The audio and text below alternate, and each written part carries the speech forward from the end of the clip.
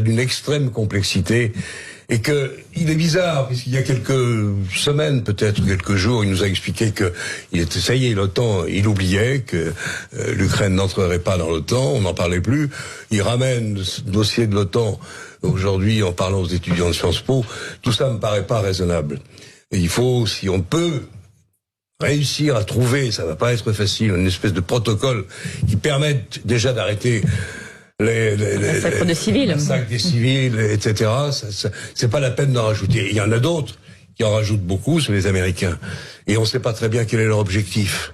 Quand on vote, je crois que ça a été fait hier ou ce matin, 40 milliards, combien?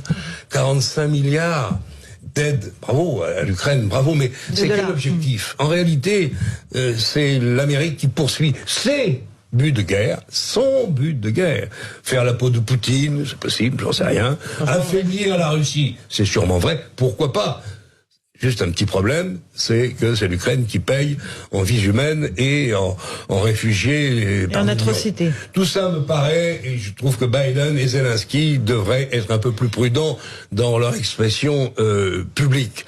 Pour autant, j'ai pas une once de générosité à l'égard de l'attitude de Poutine et de l'attitude qui est la sienne en Ukraine. Mais si on veut essayer de s'en sortir, c'est pas la peine. Si on rajoute des milliards, bon, on va rajouter des milliards. La guerre va durer pendant 10 ans. Si c'est ce que l'on souhaite, on est bien parti pour. Il faut qu'on trouve une solution, et qu'on le veuille ou non. Alors, je vais me faire agonir, mais qu'on le veuille ou non, c'est la zone d'influence russe. Regardez comment les Américains ont réagi quand on est allé les chatouiller à Cuba et même au Chili. Bon. Alors, il faut trouver une solution qui permette à l'Ukraine, qui veut entrer dans l'Union européenne, mais c'est pas possible aujourd'hui.